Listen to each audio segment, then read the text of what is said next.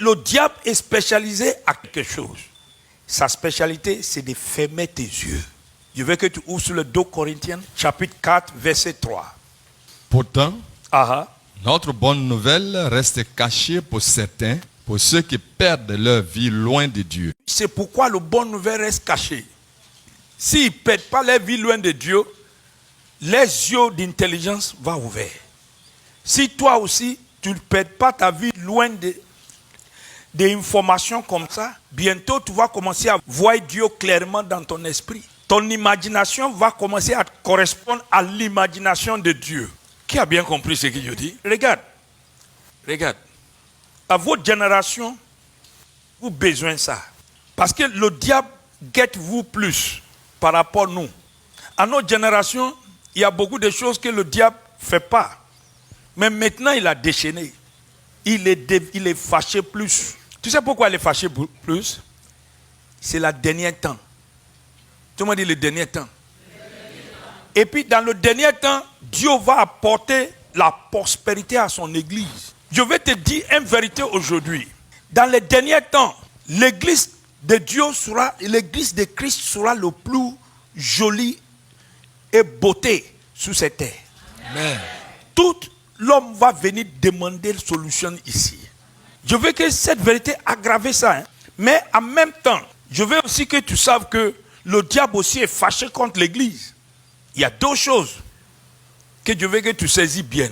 Ouvre sur le livre Isaïe chapitre 2, lis le verset 1, 2, 3. Et je veux que ton esprit ouvre sérieusement. Voici le message qu'Ésaïe, fils d'Amoth, a reçu dans une vision au sujet du royaume de Juda et de la ville de Jérusalem.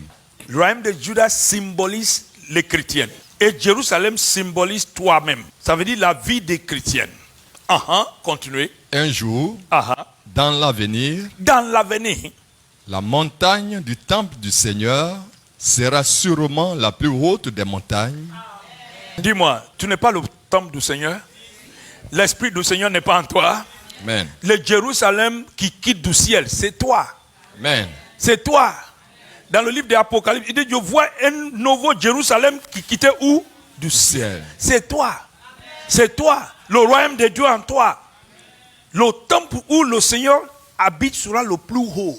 Ça veut dire que les chrétiens vont devenir le plus important sur la terre. Amen. Continuez. Elle s'élèvera au-dessus des collines. Toutes les collines, les ingénieurs, les savoirs, tous ceux qui ont connu disent oui, nous sommes des plus connus, les grands, les scientists, tout.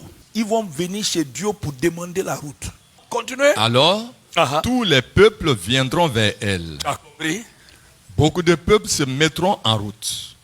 Ils diront, venez, montons à la montagne du Seigneur. Venez aux montagnes de Sion. Allons au temple du Dieu de Jacob. Allons au temple de Dieu de Jacob. Il nous enseignera ce qu'il veut de nous. Tu as compris? Et il nous enseigne ce qu'il veut de nous. Et tout ce qu'il va nous dire de faire, on va faire. Amen. Tu te rappelles, cette prophétie se produit dans le livre dans la vie de Joseph. Tout le monde a venu, il dit Joseph, voici nous, on est là. Prends-nous, on ne peut pas mourir. Donne-nous seulement la nourriture. C'est la dernière temps. Amen. Tout le monde va venir vers l'église. C'est l'église qui a la solution. Le docteur ne peut rien faire encore. C'est l'église qui doit trouver la solution. Je veux que tu te positionnes. Vous avez opportunité.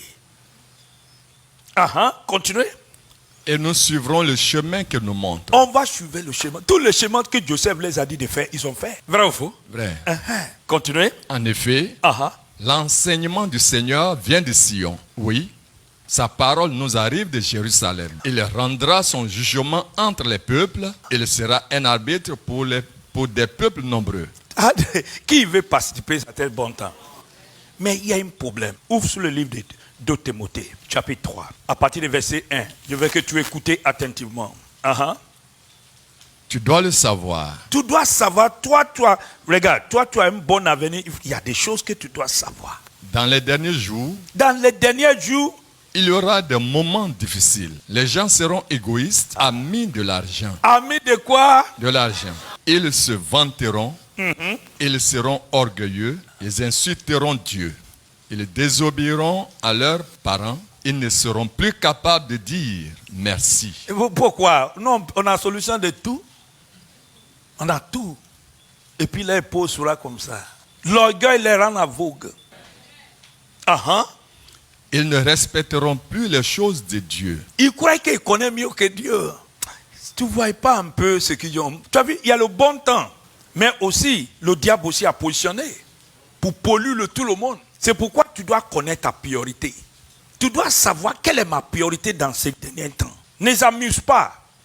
Concentrez. Focalisez. Fais de bons choix.